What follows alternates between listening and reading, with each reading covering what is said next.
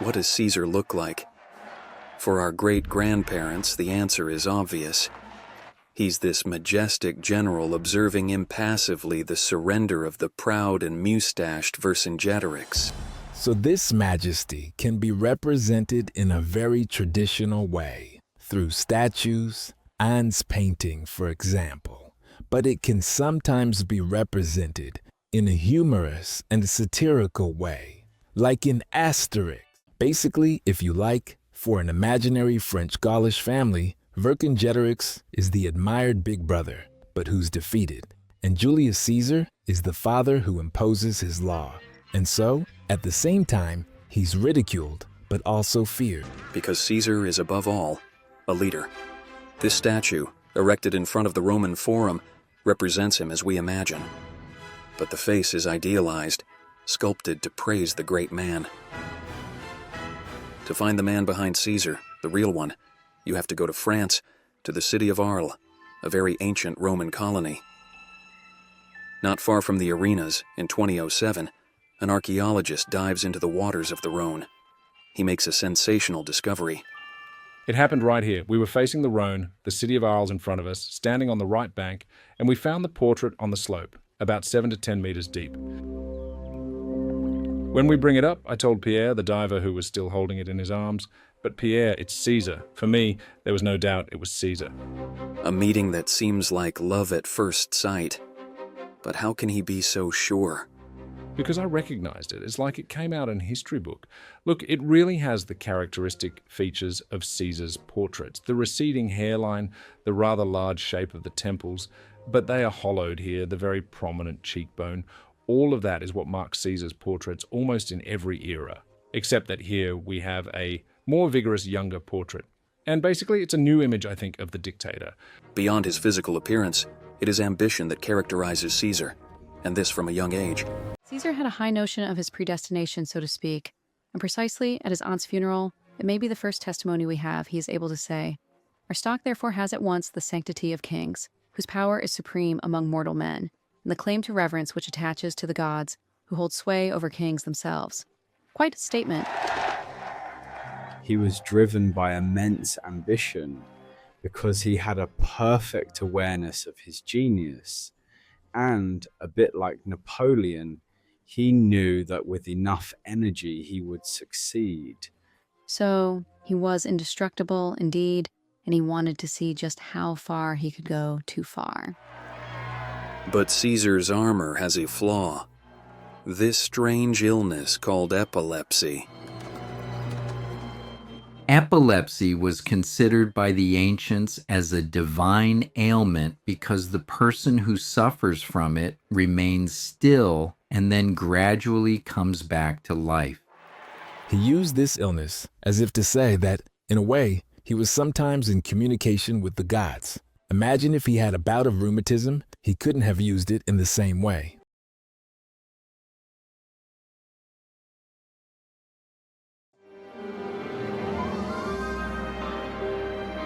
Caesar was born and raised in Rome, but today's Rome has been revised and altered by 20 centuries of Christianity.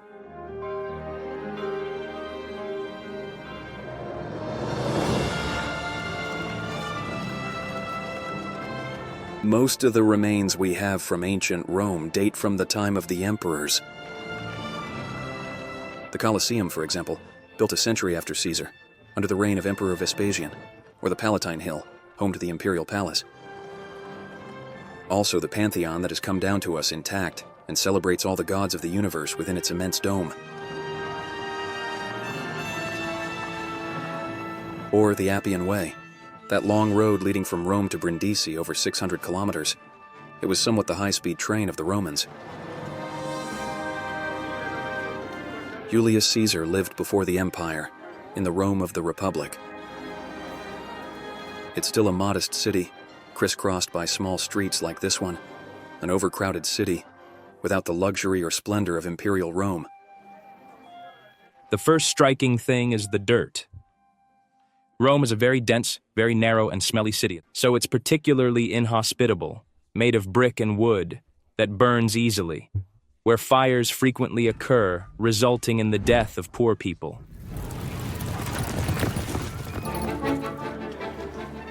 In this Rome of young Caesar, housing is so expensive that the Romans crowd into these multi-story apartment buildings called insulae.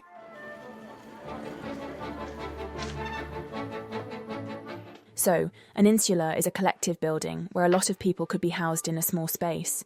It could be developed up to 17 metres, which corresponded to roughly 4 or 5 floors. The higher the dwelling, the more economical it was, but at the same time, much less comfortable. Caesar lived in one of these insula because his family was not very wealthy, and he had to endure both the noise, as the walls are very thin and the street very noisy, and the darkness, because it is often gloomy, and there are only small oil lamps for lighting, small pink braziers for heating in winter, which is not much, since Rome is rather cold in winter. For lunch, young Caesar goes to this fast restaurant of the time, the Papina. He can have a glass of wine at the bar or choose one of the dishes displayed on its stands.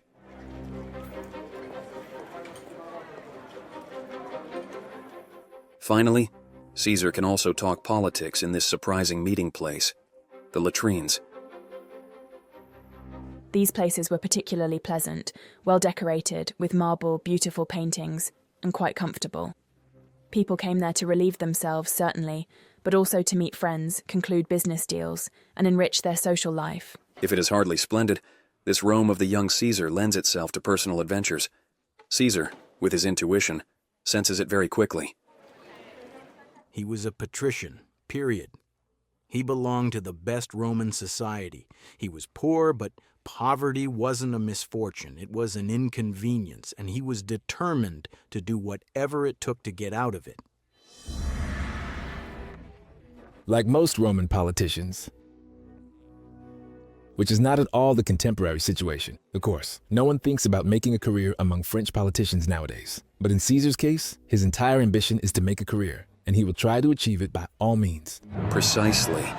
The timing is right, as the Republic is in crisis. You have to imagine that he was born and that he grew up in a republic that, paradoxically, is conquering outside but torn apart inside. The Republic is torn. The Senate that governs it is divided between two rival factions. To use a modern terminology, it means that on one side we have conservatives who say, be careful. Let's keep everything the way it is. Otherwise, everything will collapse, which is true. And on the other side, there are populists who say, yes, but be careful. The system is stuck. If we don't try to make reforms, it will remain completely stuck, bogged down, and we won't get out of it. They were right too. Caesar, who wants to climb to the top of the social ladder, mingles in the salons of the popular party leaders. His only way to succeed in politics, and he wants to succeed, is to choose the popular party. But does he do it also out of personal conviction? Honestly, I have absolutely no idea, and I believe it is not very important. What is important is to see Caesar's progress towards power step by step, and the first step is this one. To secure his position, Caesar marries Cornelia, the daughter of one of the main leaders of the popular party. By marrying this young Cornelia, Julius Caesar slightly enters this large family of the populares and can become someone important in this party in turn. Every time Julius Caesar shows a proof of love to someone, in reality, there is a political act behind it. Alas, every choice has its drawbacks. In 82 BC, the popular party is crushed by a general, Lucius Cornelius Sulla, a supporter of the most conservative aristocrats. His dictatorship is ruthless. The dictatorship of Sulla started poorly since it began with a prescription. The word prescription means a poster. On the posters, there was a list of names of people who were to be put to death. Their property is seized and given to those who kill them. To make a comparison, it's the equivalent in Westerns of the wanted posters. That is to say, anyone can kill them, and on top of that, you get a reward. Very quickly, the dictator Sylla summons Caesar. He is not on the lists, but he is connected through his wife to the popular party. If he did not kill him, it is because he gave in to the pleas, the countless requests from all Caesar's friends. and Caesar had a lot of friends. He accepts by saying, "I grant him mercy, but be wary of him in the future." Caesar saved his life, but an incident will cost him dearly. We are at the palace of King Nicomedes in Bithynia, north of present-day Turkey. The young Caesar, who has joined the Eastern Army, is sent on a mission to the king. But that evening, in the summer heat, the king leads Caesar into his private quarters. It seems that Caesar was disguised as a cupbearer to serve drinks to everyone, and then was eventually led to the king's chamber. Caesar is reputed to have had a relationship as a boy lover with Nicomedes, meaning he was his favourite, the one who was possessed by the older man. Because the word sexuality in itself isn't serious. It doesn't matter for a Roman, except when one is the receptive role. So it is something extremely demeaning for a Roman man, since Julius Caesar, as a young man, behaves like a woman with Nicomedes, which obviously earned him the most fanciful mockeries from the Romans throughout his career. He was called the Queen of Bithynia. It was said he was the husband of all women and the wife of all husbands. And this man, who had countless mistresses, the most famous of whom is Cleopatra, who was married 4 times, nonetheless carried this baggage with him all his life, carefully maintained and replenished by his political enemies. Demobilized, the young man sets sail for Greece. But a new incident will show what Caesar is made of. In the middle of the night, with his entire entourage, he is captured by pirates. And the pirates propose to release him for a ransom of 20 talents, and he tells them that he is worth much more than that, and he asks to raise the ransom to 50 talents. And the pirates are quite amazed, so Caesar stays with them for about 15 or 20 days. And since he gets a bit bored and finds the pirates a little crude, he recites verses to them and scolds them when they don't understand, like bad students. Even at night, when the pirates make too much noise, he also scolds them, telling them to make less noises. He warns them, "As soon as you have the ransom, I will leave, and I will return." After 3 weeks, the ransom of 50 talents is paid by Caesar's friends, and he is immediately released. But as soon as he was freed, then he obviously gathers all possible and imaginable resources in boats, in men, and hunts down the pirates. And Julius Caesar, on his own initiative, captures and crucifies them. So it is with Caesar. What he has decided to do, he does. And since the dictator Sulla is dead, Caesar, at 22 years old, returns to Rome, determined to start his political career.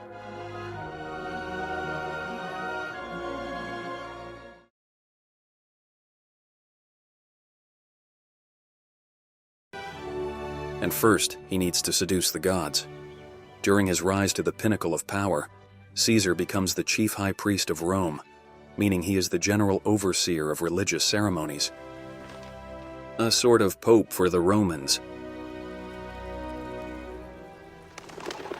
It was not easy at all, and he indeed had to scheme quite a bit to make it happen. As the chief high priest, he becomes, one could say, the leader of the Roman religion, and he will also use this as a springboard for his power.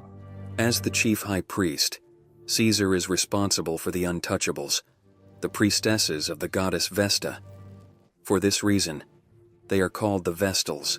The fire of the goddess Vesta must burn continuously in the city of Rome and is maintained by her priestesses, the Vestals. And since Vesta was a virgin goddess, it is essential that the women who take care of her worship are also completely pure. 30 years in the service of the sacred fire, strictly maintaining their virginity. They became Vestals around the age of 6. They were chosen from the Roman aristocracy, obviously. They had to be physically perfect, and they stayed in service for 30 years. It is an honor for a young Roman woman to be a Vestal, but it is also a heavy burden. And if ever one of them erred and had a relationship with a man, this Vestal had to be erased from the surface of the world. That is, she was dedicated to the infernal gods by being buried alive. As for her accomplice, the man she had sex with, he was simply flogged to death. The punishment is terrible, because the Vestals are considered perpetual brides of the deity, brides who never marry. She wore a large dress called the stola, which was a common dress for matrons, meaning married women. It was a large dress that hid the shape of the body and went down to the feet to cover it completely. Among the delicate tasks incumbent upon the chief high priest that Caesar has become is the interpretation of the future through omens and by seers. But there are two kinds of seers. The first type are the augurs. The augurs, to practice their art, settle in a clear area to observe the sky, and they mark out a square where they watch the passage of birds, for example. If the birds enter from the right, it's a rather good sign. If they enter from the left, it means that the gods do not agree. Another method to predict the future is to examine the entrails of animals, mainly the liver. But why the liver?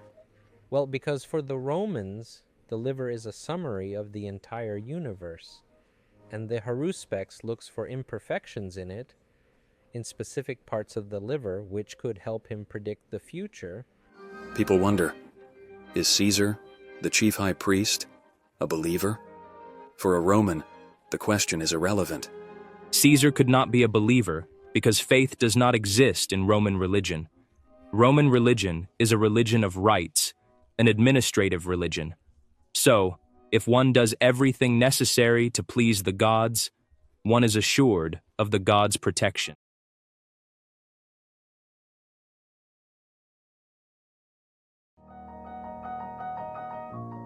If Caesar does everything necessary to please the gods, he also does everything necessary to please women.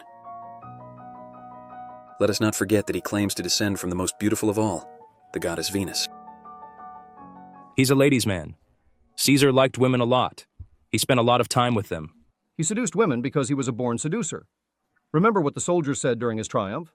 Men of Rome, look out for your wives. We're bringing the bald adulterer home. He had numerous mistresses, especially among them the wives of his best political friends. Of all the women he has conquered, Servilia is the one he cared the most. She is also the mother of Brutus, who will be one of Caesar's assassins.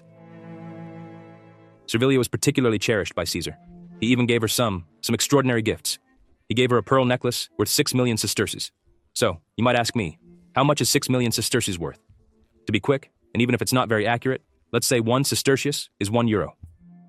It's an absolutely colossal sum. So, is it proof of love?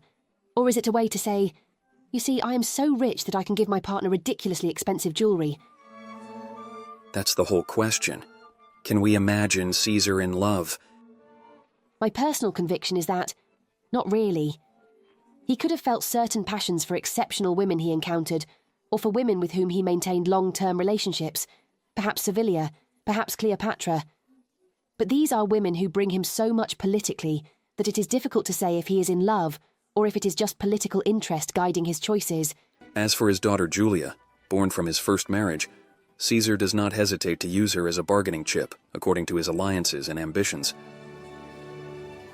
At the risk of surprising, women in Rome do not exist. That is, legally, they have no legal existence. They are perpetual minors, exactly like children, dependent either on their husband or their father.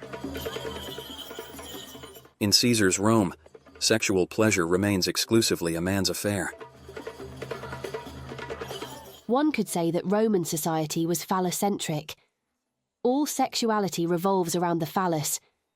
Sexuality is unimaginable without the masculine attribute par excellence. The institution of brothels, that is, the very common houses of pleasure in Rome, illustrates well this predominance of male sexuality. We enter here the brothel of Pompeii, which is one of the numerous places of prostitution in the city where girls who were slaves worked. The brothel includes 5 rooms on the ground floor, 4 on the first floor, and all these rooms are equipped with a masonry bed, of course covered with cushions. And above each of these rooms are paintings that depict the practices that took place in these small rooms. We notice that these erotic paintings depict an extremely traditional sexuality. There is no fantasy in the paintings of the brothel of Pompeii. But when clients appreciate the services provided, they do not hesitate to let it be known in writing. There is, for example, a perfumer named Phoebus who says optimum fluid, which means I've had good sex.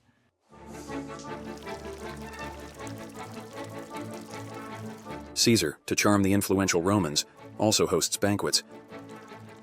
But what was served at his table?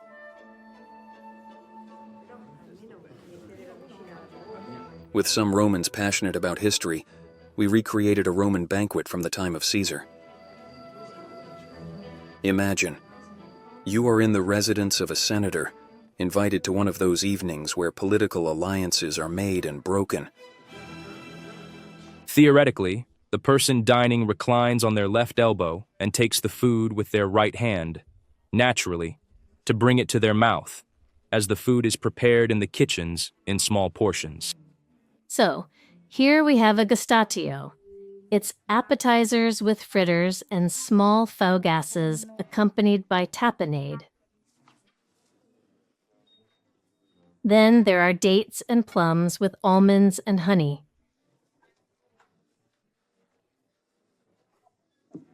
Then we come to the main course with cooked meat with plums, almonds, wild fennel, honey, and pepper. There are then desserts, made with ricotta and spelt flour.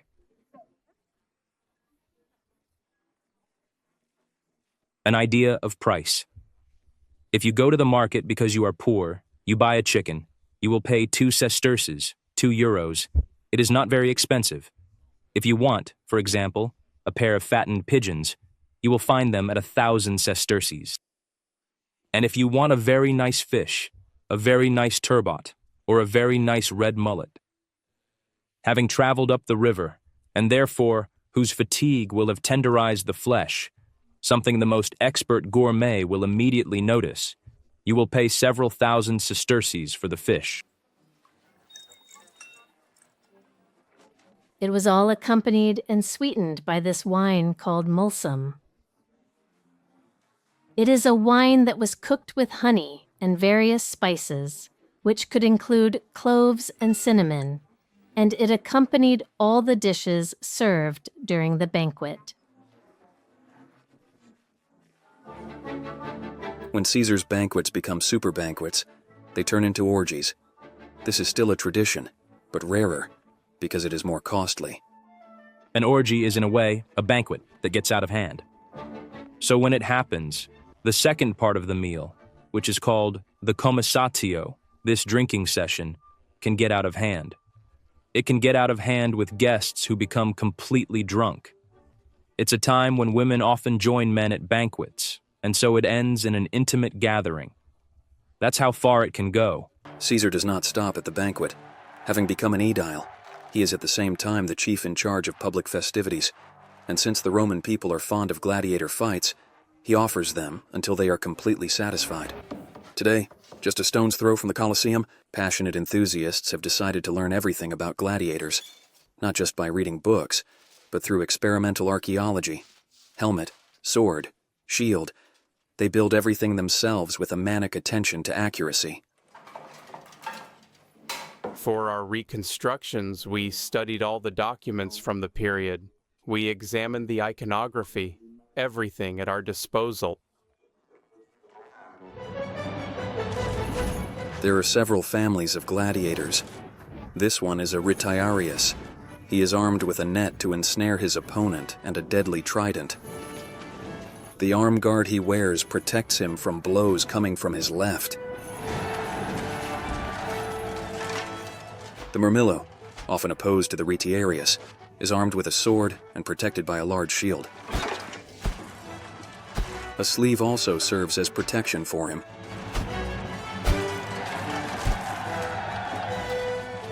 The Thracian. He has a psycha, which is a small curved sword. He is wearing a large brimmed helmet.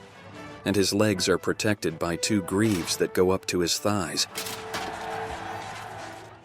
And here is a gladiatrix, because women also fought in the arena. This one is a provocator, with a legionnaire's shield and a long sword that allows slashing blows. Some gladiators specialized in fighting with dogs or wolves, and again, it was a merciless battle.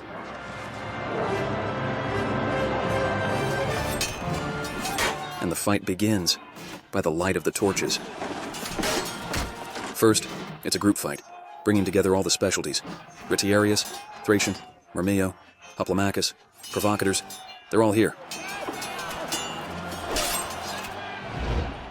The collective fight is followed by a duel between the Myrmillo, armed with his gladius, and the Retiarius, equipped with his trident and his formidable net.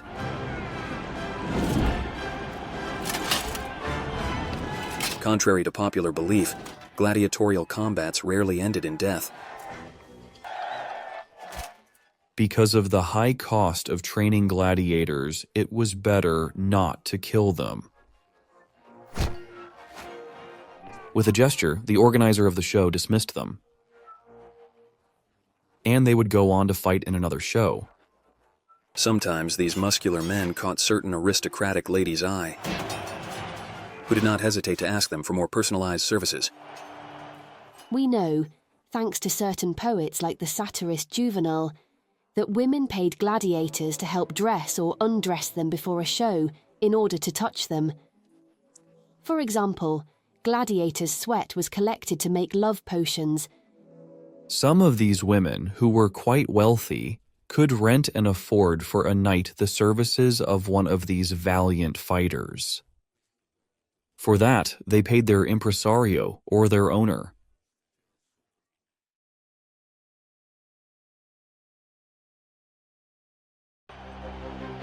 Caesar's efforts finally pay off. He now aims for supreme power, the consulship. But he is smart enough to ally with his two main rivals, Crassus and Pompey. This is the first triumvirate. It is first an understanding between three men who feel isolated: Pompey, Crassus, and Caesar, to control power. Crassus is the general who once repressed, without any mercy, the revolt of the slaves of Spartacus. Pompey, on the other hand, is a very popular figure. A theater was even built to celebrate his military successes.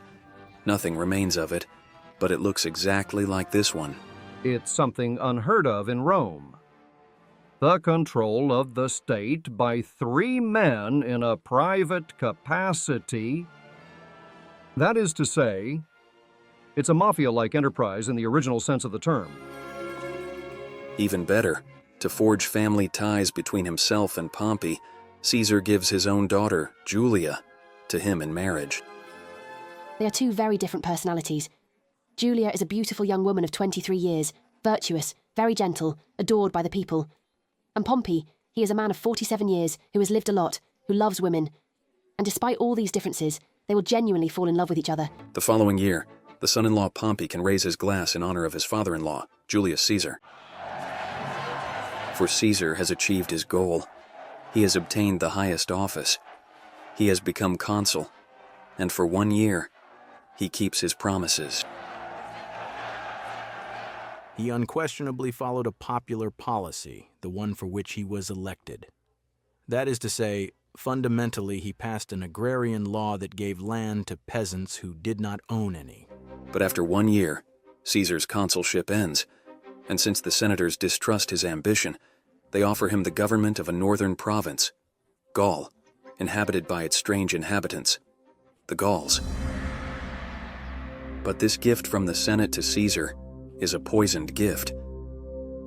They said to themselves, "After all, we will give him a great command. He will fail. He will not succeed."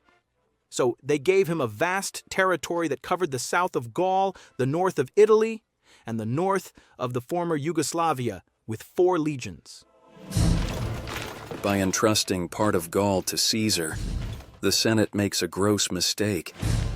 He wanted to ruin Caesar, but instead he gave him the best weapons to turn against the Senate and become the master of Rome.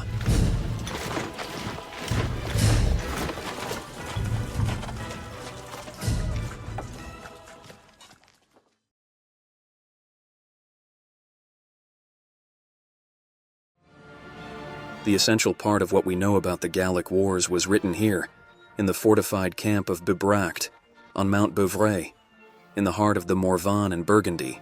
This famous book, which we were told about over and over in high school, is the Commentaries on the Gallic War. Caesar recounts in detail his 8 years of military campaign, war memoirs, but with an ulterior motive. He wants to inform his fellow citizens and the Senate about what he has done to justify his actions, because he has enemies in the Senate who think he intervened in Gaul illegally. The first lines of Caesar's book are famous. All Gaul is divided into 3 parts, one of which the Belgae inhabit, the Aquitani another, those who in their own language are called Celts, in our Gauls, the third. Who are they? These Gauls before the conquest. In the 19th century, they are easily imagined as handsome brutes with blonde hair, living in round huts amidst dense forests. In the following century, Asterix's Gauls continue this tradition of rough-and-tumble bon vivants, revelers, and brawlers, happily setting off to thrash those ridiculous legions of little Romans who, it must be remembered, nonetheless defeated them. Thanks to archaeological discoveries, our vision of the Gauls transforms. The remains found at Bibracte, for example, show that before Caesar's arrival, many Gauls already lived in sizable cities. Caesar arrives in a region that is very densely populated, with cultivated fields and many towns. Almost 1 every 50 kilometers. In fact, these cities are often fortified. Caesar refers to them with the Latin name oppidum, in plural oppida, which indeed designates a town equipped with fortifications. The ramparts of Bibracte, for example, are 5 kilometers long for a population of 5 to 10,000 inhabitants. The excavations have uncovered an impressive quantity of objects displayed at the Archaeological Museum: ceramics, jewelry, weapons, vases. This Gallic wheel, for example, has nothing to envy from 19th century wheels. As for these amphorae, they contained wine, but Italian wine. The Gauls of Bibracte, in Burgundy, at the time of the Gallic Wars, do not drink Burgundy wine, but wine imported in large quantities from Italy in these heavy amphorae. It is thanks to this intense trade of Italian wine that the Romans and the Gauls got to know each other. As strange as it may seem, we do not know the physical appearance of these Gauls, as their religion forbade them from depicting themselves. The only exception is this bust, perhaps the only authentic image of a Gaul. Look at this face, huh? With that extremely well-groomed handlebars, very, very British, this hairstyle very carefully pulled back. Now, the Gallic coins show us that there is always a fascination for hairstyles, and sometimes we have absolutely extraordinary styles, but very, very sophisticated with lots of curls and braids. And then the last element, you see it around the neck. It's a torque, a rigid gold necklace that is actually a symbol of power and military value. And we have every reason to think that Vercingetorix wore a torque. As for Gallic cuisine, forget about wild boar. The Gauls prefer soup or stew. Today, the Gaulish woman decided to make a hen soup. So she added vegetables, cabbage, which is really a native vegetable, leeks. She added turnips, parsnips too, and celery. Since it's still pea season, I'm going to add some fresh green peas. And then, since it's a hen soup, so I'm going to add hen from my backyard. So I'll only put in the lower parts, the head, the feet, etc. It's simple, it's healthy, and it goes well with a good Cervoise beer. Finally, like the Romans, the Gauls mint coins, except that each tribe has its own coin, which makes for a lot of currency. In fact, there are about 60 tribes in Gaul when Caesar arrives. So there is no political unity at all, far from it. These tribes are always more or less in rivalry with each other. and Caesar very quickly understood the advantage he could take from this situation to conquer this territory more easily. As with any conquest, a pretext is needed. A Gallic tribe, the Helvetii, offers it to Caesar as if on a platter. The Helvetii that lived in current Switzerland decide of something that seems curious to us. They decide to settle on the shores of the ocean. So, they had to cross all of Gaul from one end to the other. Now, a migration of 300,000 people, maybe even more organized, will automatically generate disturbances in the province. Caesar takes action. At breakneck speed, Caesar rushes with his legions towards Burgundy, where the battle takes place.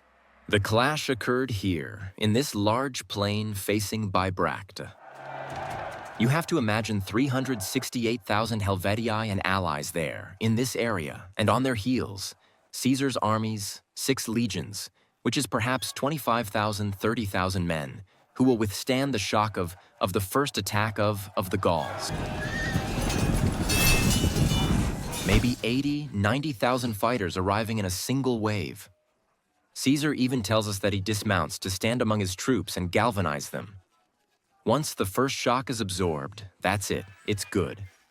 The Romans start to advance, and it will take them the entire day and part of the following night to completely break through the enemy defenses. It's a massacre, since it's thought that approximately 110,000 surviving Helvetii returned to Switzerland on their plateau, but they were 300,000 at the start. But the more you do, the more you want to do. And Caesar now turns against the Suevi, a Germanic tribe settled west of the Rhine. Caesar attacked the Germans because he wanted to remain in Gaul. He was looking for a pretext for a major campaign. And once the Helvetii were destroyed, he needed to find another enemy. And the conquest continues, tribe after tribe, across the entire territory. And even in Great Britain, which Caesar does not distinguish from Gaul. So, it was not Omaha Beach. There was no one waiting for them when they arrived. The people of Brittany were so unprepared for the arrival of the Romans that it took them some time to understand what was happening. But most importantly, it was an incredible communication operation. It's like Pompey followed in the footsteps of Alexander, but Caesar followed in the footsteps of Hercules, and even went beyond, since he crossed the ocean. As the months pass, then the years, the number of the dead, men, women, and children increases among the Gauls, to the point that a great Italian historian, Luciano Canfora, does not hesitate to use the terrible word genocide. Genocide means eliminate or nearly eliminate a significant part of a population. And that's exactly what happened in Gaul. The Gauls suffered enormous losses, often estimated at 1 million dead. These are numbers fierce, dreadful. 1 million dead out of 12 million Gauls. Proportionally, that is twice as many as the number of French deaths in the First World War. It's more than a war, it's a massacre. To say it's genocide, as one of my colleagues does, that's exaggerated. Genocide, we tend to use this term a little too much now without proper cause. It is the intent to destroy a race, a people, an ethnic group. However, what is true is that it is a war that, because it lasted a very long time, was extremely costly in human lives. Given the number of victims, the Senate views Caesar's conquest with concern. Where will his ambition stop? Especially since the death of Crassus, one of the 3 members of the triumvirate with Caesar and Pompey, has just been reported. Obviously, there is no longer a triumvirate. There is only Pompey and Caesar face to face. As if an additional complication were needed, Caesar learns that his daughter Julia, whom he had married to Pompey, has also just died. Julia died in childbirth. The baby died shortly after her. It is a tragic death that will obviously affect Pompey and Julius Caesar, even if it's a beautiful death for a mother. The 2 men will be very affected, but they are no longer united by family ties. You can guess that in this jungle that is the Mediterranean, there is no room for 2 crocodiles. One of them must eliminate the other. But the duel between Caesar and Pompey will have to wait, because the whole of Gaul is rising under the leadership of a young Arvernian chief, Vercingetorix. The idea of Vercingetorix was to drive Caesar out of Gaul by applying what is called the scorched earth policy. That is, he had all the wheat thrown into the rivers, burned the granaries, etc. As a result, the encircled and disoriented Romans are struggling. Worse still, in front of Gergovie, near present-day Clermont-Ferrand, Caesar suffers his first defeat. Gergovie is a decisive battle. Normally, after Gergovie, the Romans lost the Gallic War and were supposed to withdraw to the province. Fortunately for them, in the meantime, occurred Alesia.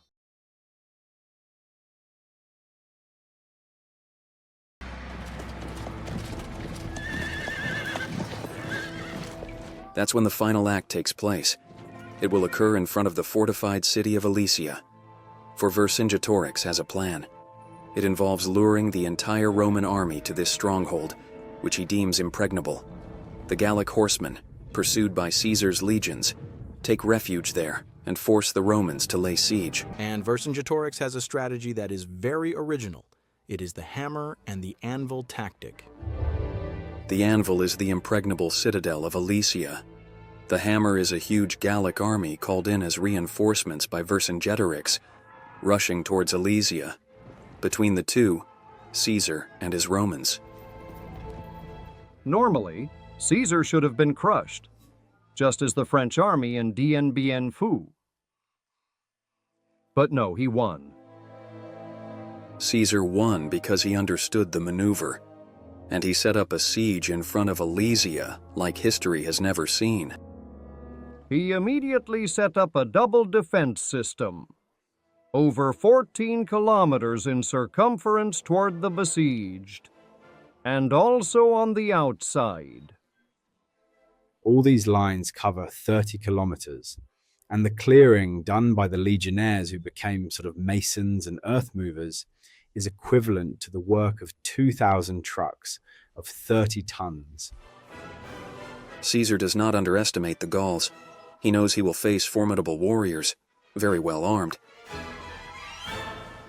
A Gaul, a Roman, a bronze helmet for the Roman, an iron helmet for the Gaul, a cuirass for the Roman, a chainmail for the Gaul, a curved shield for the Roman, a straight shield for the Gaul, a pilum for the Roman, a spear for the Gaul, a gladius for the Roman with which he will stab, a sword for the Gaul with which he will slash. Finally, around mid-October, the Gaulish relief army arrives. It is gigantic. This army is enormous. It completely covers the hill in front, there. Imagine that hill packed with people, with 150,000 to 200,000 fighters preparing to storm Caesar's fortifications. But Caesar is firmly waiting for them. He has filled them with traps.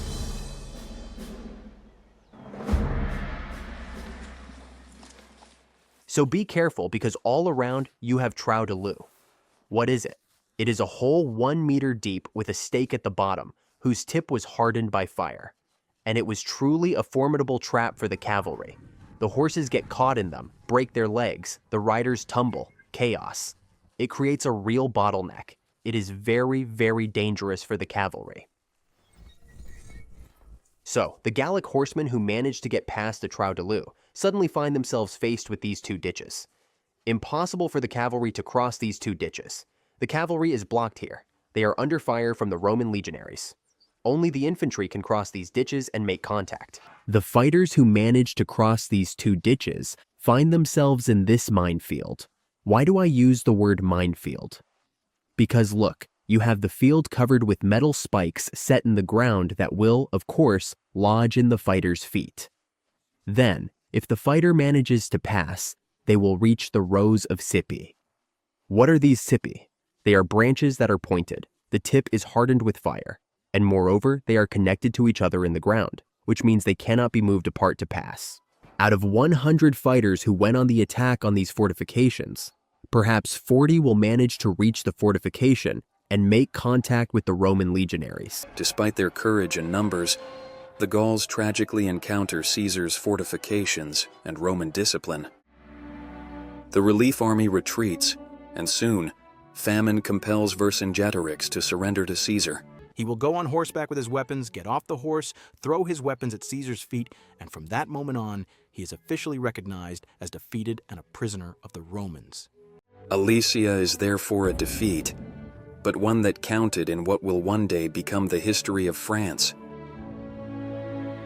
France was not born at that moment, but there was, for a brief period, a few months, a sort of cultural awareness of a Gallic identity.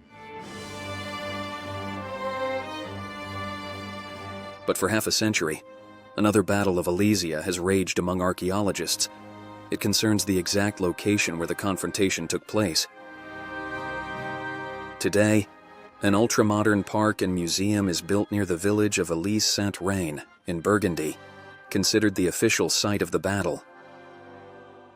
For reasons that are very difficult to establish, but which may not be completely unrelated to the railway development plan of the time, Napoleon III chose Alesia in Côte d'Or. And from this imperial decree by Napoleon III, it will be definitively accepted that Alesia equals Alesia. And not at all. In fact, no one has ever questioned the location of Alesia at Alesia at any time, in the Middle Ages, in modern times, up until the mid-19th century. The archaeological facts are clear, the historical facts are clear. But in 1963, this man, the archaeologist André Berthier, changes the game.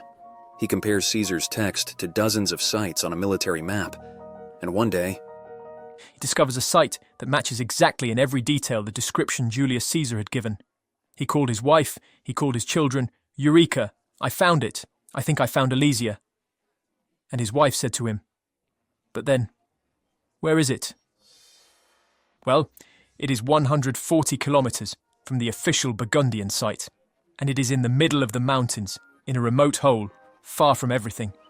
Obviously, no one had thought to locate Alesia in the Jura.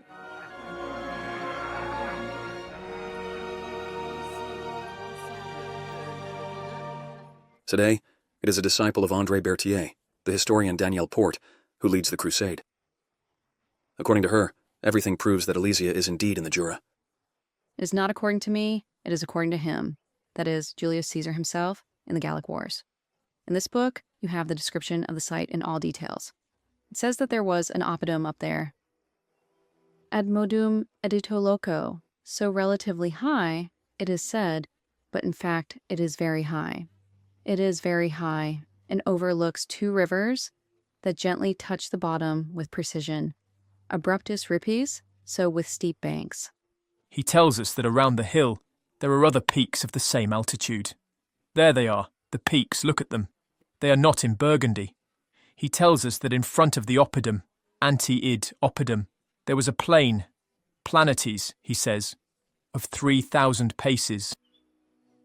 There it is, the plain, and it is exactly 3,000 paces, that is, 4.5 kilometers between Siam and Bourg de Sirod. Exactly 3,000 paces. Try to find it in Burgundy, you will not find it. There's also, and it's undeniable, the argument of the oppidum's area. The oppidum in Burgundy covers 97 hectares, yet there are, according to Caesar, 95,000 warriors, plus the population, the herds, and so on. So it is utterly impossible to fit all those people on 97 hectares. We have 1,000, which makes it possible to place the city, the inhabitants, the warriors around, pastures, herds, etc., etc. So we have everything we need in terms of the area.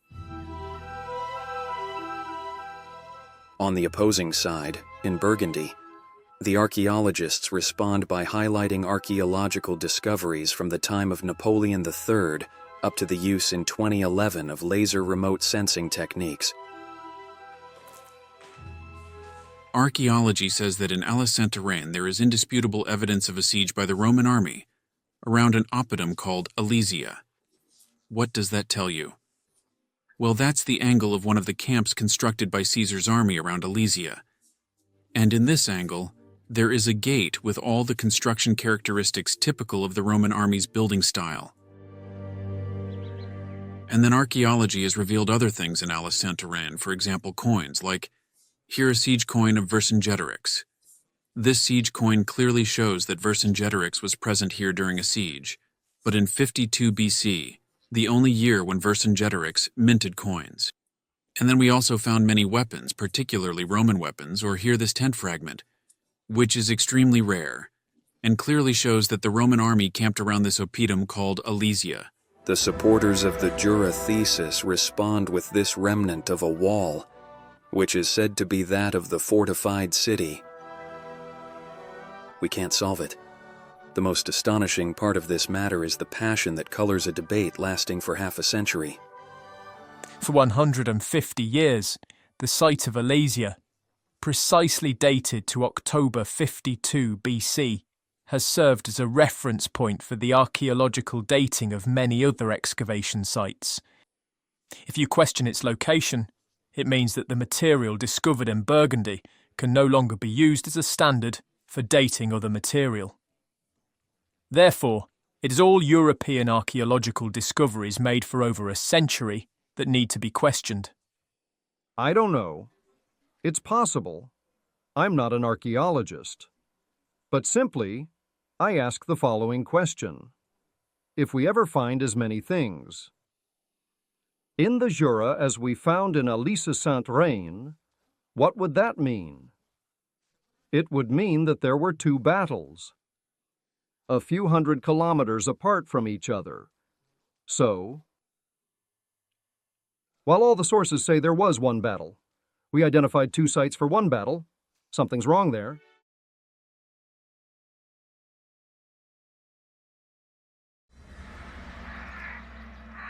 We are in northern Italy, in Emilia-Romagna, 300 kilometers north of Rome.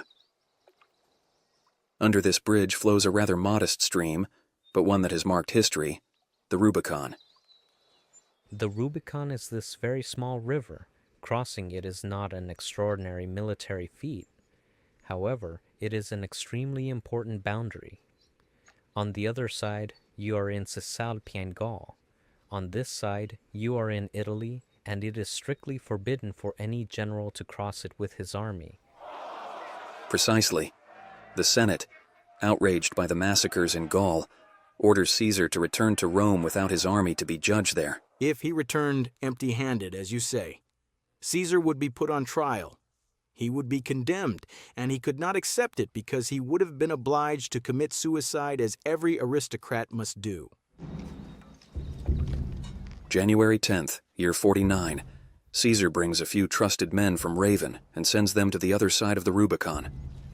On January 11th, Caesar makes his decision. Caesar arrives at dawn on the banks of the Rubicon. There he meets the detachment of legionnaires he sent during the night to hold this border. It is a crucial moment. Caesar must make one of the most important political and military decisions of his life. In Rimini, in the Forum Square, a stele marks the spot where, according to tradition, Caesar addresses his army. He gives them the choice to follow him, but if they follow him, it involves facing the Senate in Pompey. Alia jacta est. The dice were cast, says Caesar. But the dice game between Caesar and Pompey starts oddly. Caesar advances, Pompey retreats. Caesar does not have many troops with him. He has 2 legions. He heads toward Rome. As Caesar's legions approach Rome, Pompey's supporters evacuate the city. As for Pompey, he has chosen to wait for Caesar in the east. The idea was to lure Julius Caesar to the east and defeat him on favorable ground. The final duel between Caesar and Pompey takes place in Greece, at Pharsalus. Despite its numerical superiority, Pompey's army is overcome by a wave of panic. Panic is something that is extremely contagious. When soldiers say, "Those behind me are panicked," the soldier himself panics, and it's a disaster. Pompey, defeated, flees to Egypt. In the middle of the night, he arrives at the palace of his ally, Pharaoh Ptolemy XIII, but an unpleasant surprise awaits him. King Ptolemy XIII and his advisors made a calculation. saying, "If we welcome Pompey, of course, we antagonize Caesar. The best thing might be to assassinate Pompey. We would be rid of him, which would prevent Caesar from staying too long in Egypt, and he would have no reason to be angry with us." Caesar, still pursuing Pompey, sets off for Egypt as well and lands shortly after in the land of the pharaohs. Without delay, Caesar shows up at the royal palace. He receives as a welcome gift this horrible present, Pompey's head preserved in a wicker basket. At the sight of it, it is said that Caesar begins to weep. He turns away from it in horror, but at the same time, he must have been secretly relieved not to have to decide Pompey's fate if he had captured him. Caesar, who intends to annex Egypt, sets up his headquarters in Alexandria. At that time, the country is governed by a dynasty of Greek rulers, the Ptolemies. First, it should be noted that this is a Macedonian dynasty of Greek culture, and that the founder is simply a general of Alexander. So they are not Egyptians in any way. They are Greeks of Macedonian cultural origin. Alexandria, the capital, is one of the most prestigious cities of the ancient world. Its symbol is the lighthouse of Pharos, counted among the 7 wonders of the world. It is an impressive structure, 135 meters high, illuminating sailors for 60 kilometers around. The other symbol of Alexandria, the Great Library, where all the scholars of the Mediterranean world gather. It houses more than 1 million books and scrolls. When Caesar arrives in Egypt, the young pharaoh Ptolemy XIII is at war with his sister Cleopatra, who has fled far from Alexandria. Caesar wants to bring order to all this, and so he summons them both to Alexandria. Ptolemy XIII comes reluctantly. And then he summons Cleopatra, but she cannot come. She does not want to be captured. To make contact with Caesar, Cleopatra then comes up with a ruse. She sends him a strange gift. Here, according to the depictions we have, the carpet unrolls. In some films, Cleopatra appears naked before Caesar. And Caesar is dazzled by the woman. She is 21 years old, quite young, so much younger than him. She is almost 30 years younger. A young athletic woman, small, flexible, clever, lively, and who goes straight to the point.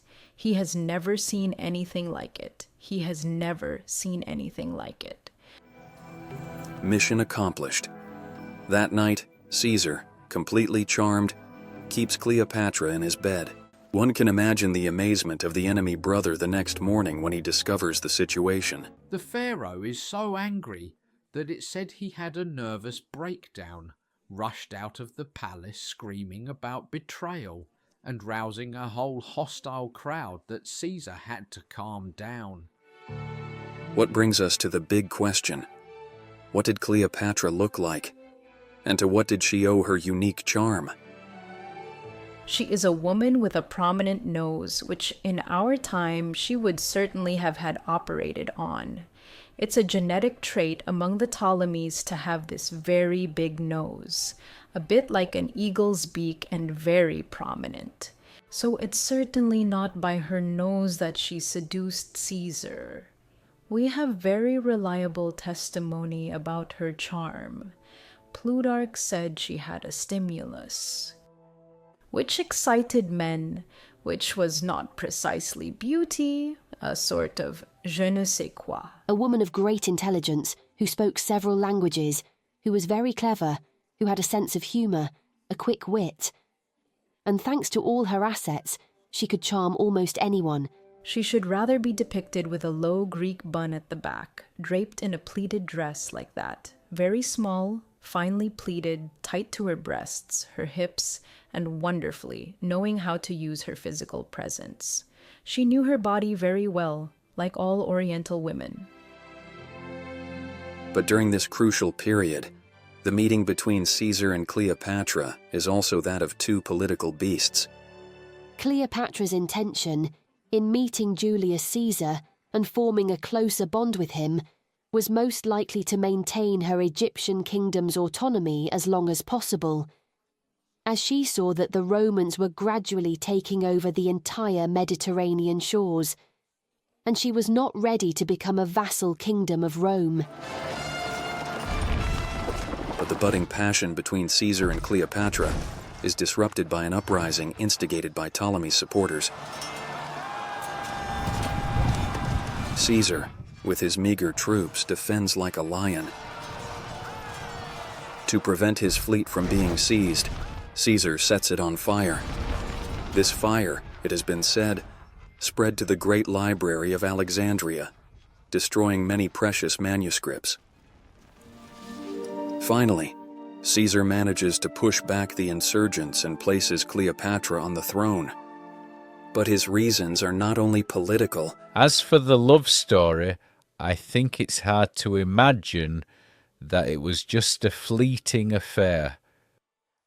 The relationship between Caesar and Cleopatra lasts from 48 until Caesar's assassination.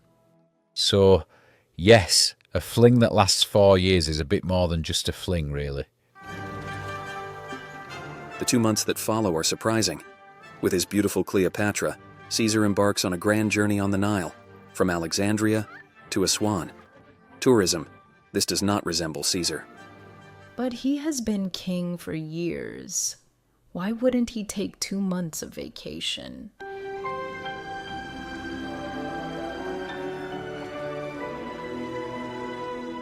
Under the hollow sun flooding the land of the pharaohs, Caesar, amazed, discovers the world's oldest civilization and its obsession with eternity. It's mysterious for us. Imagine how mysterious it was for him. What are these people with their writings, their temples, their tombs, their mummies? There is a real curiosity. It is said that it was during this journey that the one who would become Caesarion, the child of Caesar and Cleopatra, was conceived. Today, this paternity is questioned, but not in Caesar's time. To tell the truth, for contemporaries there was no doubt. Even if Cæsarion does not doubt that Caesarion is indeed the son of Caesar and Cleopatra. It took 2,000 years to find a bust of the royal child. By diving into the waters of the present-day port of Alexandria, archaeologist Frank Gaudio uncovered and identified a granite head depicting Caesarion, the son of Caesar and Cleopatra. He wears a nemes, a headdress that proves he is indeed a royal child. But something more will be born from this journey on the Nile of Caesar and Cleopatra, a new idea that is slowly making its way. What will happen is that during the cruise, the two lovers exchange views. Caesar said to himself, how did they manage to last, these pharaohs? He might think, if it lasted so long, it's because it's the only model that works. When people talk about the meeting between Caesar and Cleopatra, they always say, out of it came Caesarion. And yet, there are some who doubt it. But what is not seen is that what came out of the meeting of these two legendary figures is something much more important. It's the idea of an empire. It is the idea of a great centralized state. This is what will be realized, not under Caesar, because he will not have time, he will be assassinated, but later, with Augustus and the others. This is undoubtedly a turning point in Caesar's life. Now, he is filled with the idea of building an empire, a dream born on the banks of the Nile from his meeting with the Queen of Egypt.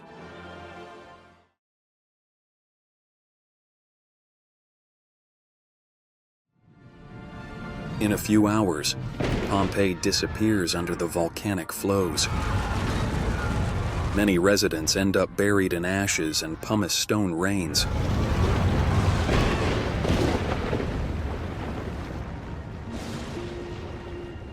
Here they are, frozen for eternity in the position they were in when the catastrophe happened.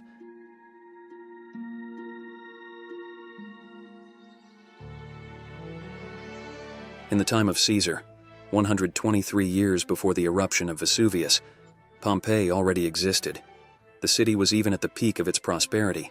Like a photographic snapshot that brutally freezes life, the cataclysm gives us an image of Roman society that Caesar found upon returning from his conquests and victories at the other end of the world. For him now, another battle begins. How can a civil society so contrasting evolve, where the comfort of a few coexists with the most glaring injustices?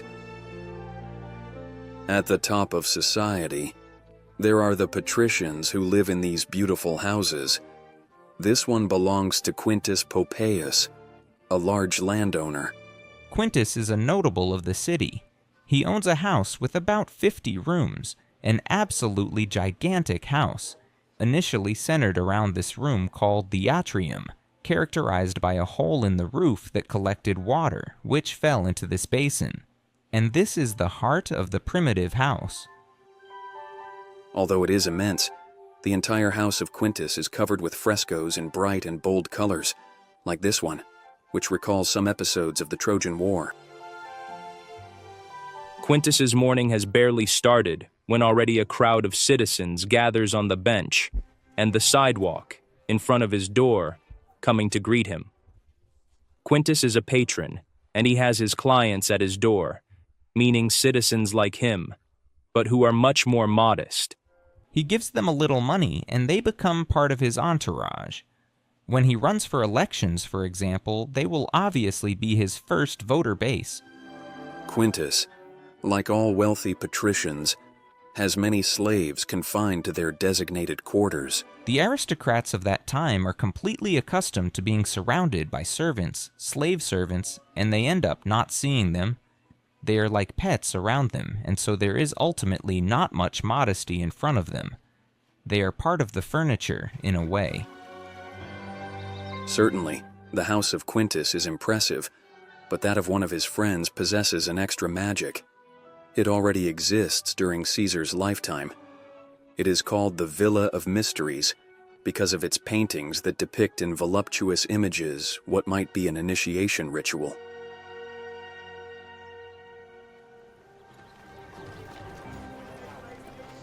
It is mid-morning. Quintus arrives at the Forum. It's Saturday, market day in Pompeii, so you have to imagine there was a large crowd with street vendors selling everything from pots to clothes or sandals, but also slaves. Not far from the Forum, there is the Basilica where the courts sit. The judges recruited from among the notables of Pompeii do not hesitate to harshly punish thieves and slaves who revolt against their masters. Roman society is litigious. It is litigious in civil matters. There are political trials, and then there are also criminal trials, of course. We know, for example, cases of slaves who killed their masters, and so it was necessary to hold a major trial to decide whether or not to execute the entire familia of slaves. That is, all the slaves, to set an example. Around the Forum, the city is crisscrossed with small commercial streets. The ashes of Vesuvius have preserved intact the shops where the common people buy, for a few sesterces, food or clothing. After strolling through the streets of Pompeii, Quintus arrives in a residential area where the privileged, like him, have access to the thermae, that is to say, the public baths. There, he meets other patricians to talk business or to influence the political life of the city. If he had been a woman, he would have entered through this door into the section of the baths reserved for women. But being a man, he will head towards this room called the apoditerium, that is, the changing room. He will undress.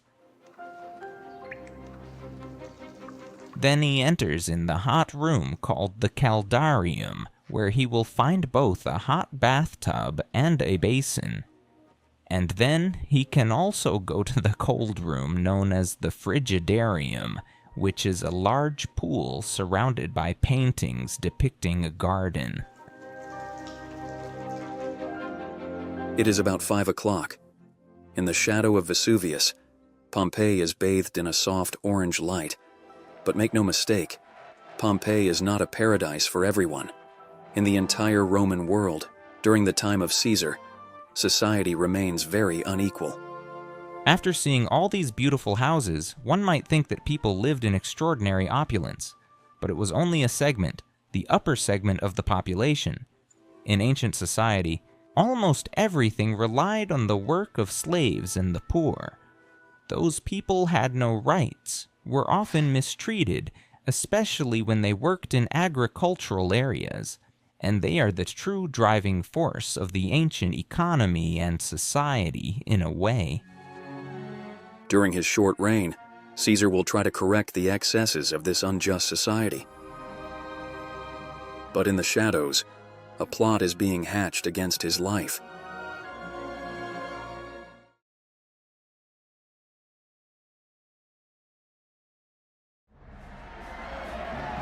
We are at the Forum in the year 46 BC. After his victory over Pompey's legions, Caesar celebrates his triumph. It is the greatest honor Rome bestows upon a victorious general. So, you have to imagine it, this procession that goes through the Sacred Heart of Rome, with, of course, the magistrates at the front, the senators in their ceremonial attire, with all the musicians following, the trumpets, the flutes. And then you have the general's chariot with Caesar on it. And then you have all the spoils behind that will also parade. And of course, the prisoners, including, for example, Vercingetorix, who had been kept in prison until Caesar's triumph. It is in the Tullianum prison, very close to the Roman Forum, that Caesar had the Gallic leader imprisoned. His cell, located 12 meters underground, is accessible only through this small hole carved in the stone.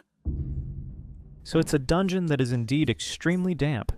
There's even a spring that appears, that seeps under the paving. And this cell is described to us notably by the historian Sallust, who says it was a cold, damp, and very unsanitary dungeon. 6 years.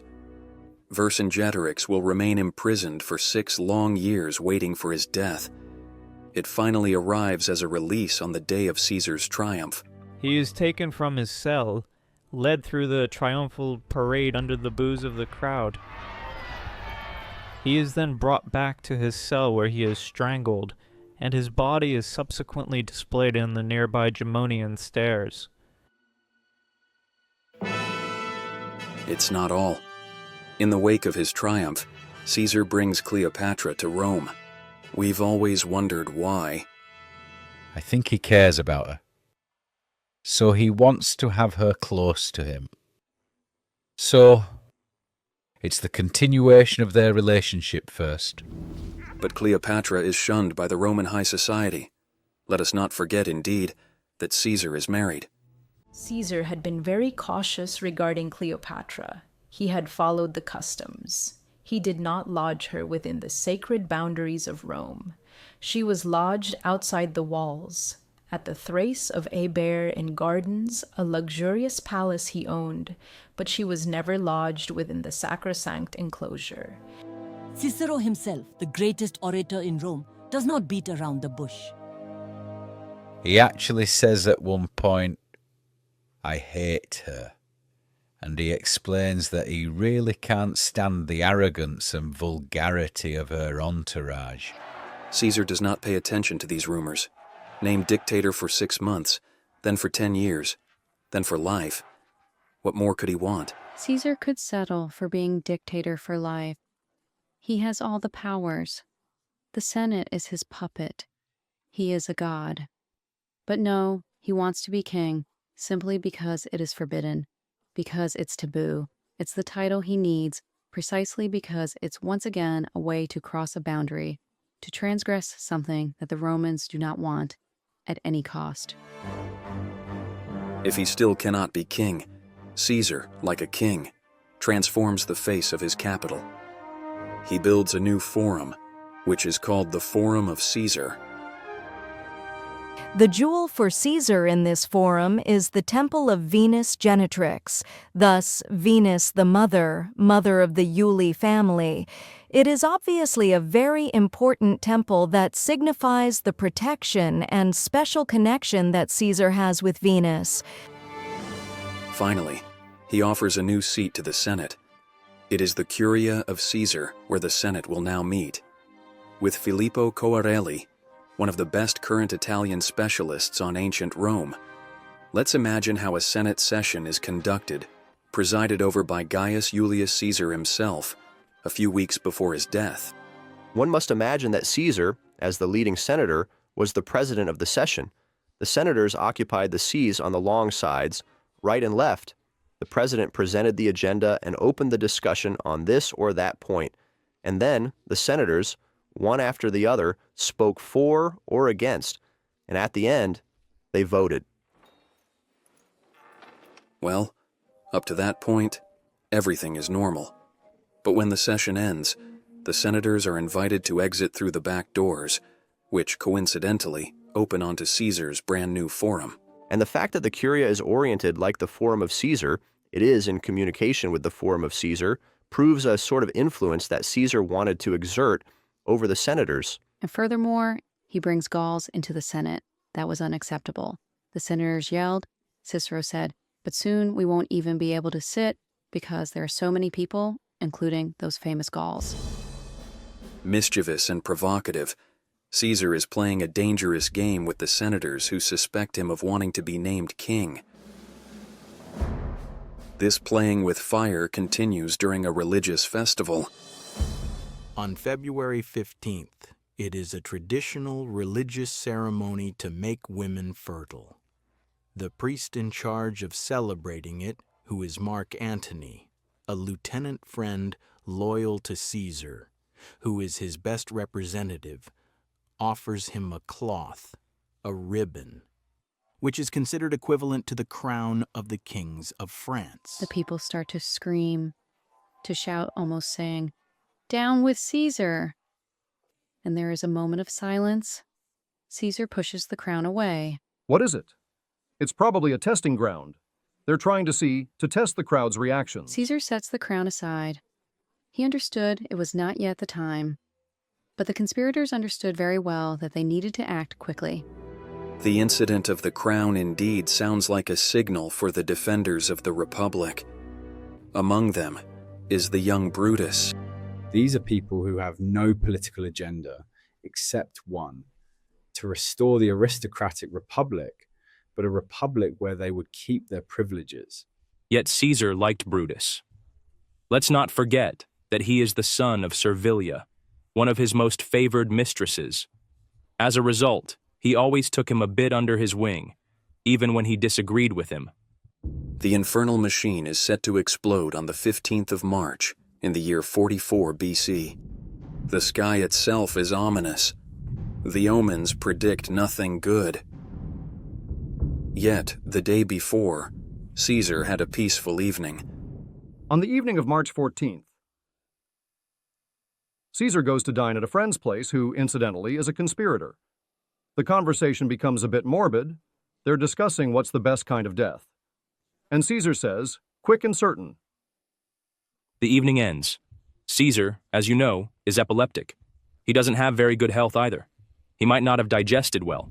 And at home, he has nightmares. A good nightmare. He dreams that he is welcomed by Jupiter, who shakes his hand. Sure, but to be welcomed by Jupiter, you have to start by ascending to the heavens. To add to the ominous sign, Caesar's wife, Calpurnia, has another nightmare in which her husband is murdered. In short, in the morning, Caesar is not feeling well. His wife says to him, "I have a bad feeling. Do not go to the Senate." Caesar says, "Okay, I will not go." Brutus, who is one of the conspirators, therefore persuades Caesar to go to his Senate meeting. This meeting must take place on the field of Mars, in a curia, that is to say, the Senate hall that was built by Pompey, and which is therefore called Pompey's Curia, and he goes there. And Caesar, before entering, comes across a haruspex, Spurinna. He had already met him at the beginning of March, and in his predictions, Spurinna had told him, Caesar, beware, for something might happen to you until the Ides of March. Then he recognizes him and says, Spurinna, you see, we are on the day of the Ides. And Spurinna replies, certainly, Caesar, but the day is not over. Caesar passes. And there, he enters Pompey's Curia. And it is at that moment that the machinery sets in motion. Cimber, as planned, approaches him, and in the gesture of supplication, kneels down and grasps his knee. Caesar pushes him away, telling him, no, the justice system has already made its decision. I won't go back on it, it's pointless. But Cimber won't let him go. At that moment, it's the signal. Tullius Cimber pulls down Caesar's toga over his shoulders, a restraint technique well known to the police. Caesar cannot break free. He stands up. He turns around, sees Casca, and says to him, Casca, you villain, what are you doing? And at that moment, it's a free-for-all, a bloodbath. All the conspirators rush on Caesar, they even injure each other. Caesar, finally freed, steps forward a little, realizes he is being assassinated. So, as is normal for a noble, for a person of his importance, he wants to protect his body and especially his face. So, he tightens his toga around himself and puts a part of his toga over his face to avoid being disfigured. And there, while he is being stabbed among the attackers, he sees Brutus. He looks at him and says in Greek, Kaisu, teknon. You too, child. This phrase, famous above all, has been interpreted in various ways. For some, it is not literally about a son. It's a neutral word in Greek. It's a word of affection. It's not, you too, my son. He doesn't actually mean son, as it's given in the Latin translations. But other historians see it, on the contrary, as the revelation of the harsh truth at the ultimate moment. You too, my son. It means what it means. That is, the son of the flesh. Caesar, in his last moment, used the word tikto, that means baguette. Brutus had the shock at the end of hearing what he had already suspected for a long time. Maybe it is the death of the father.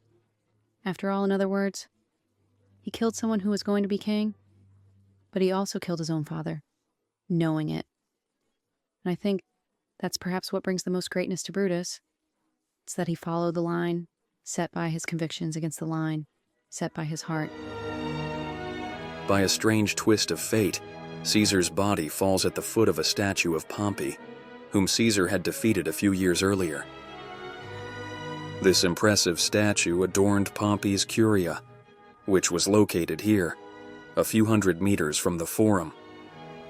It's the very place where Caesar was assassinated on March 15th, 44, and we might be able to exactly identify the spot which was located in the middle of the Curia, so roughly where the stone pine is today, where you are facing.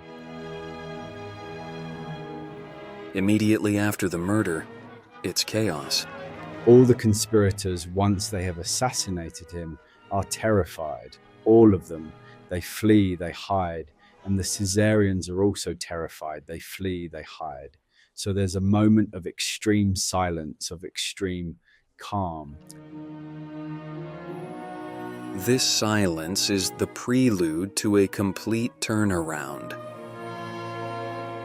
The conspirators thought that the population of Rome had become detached from Caesar, and several signs did indeed suggest this in the last weeks of Caesar's life.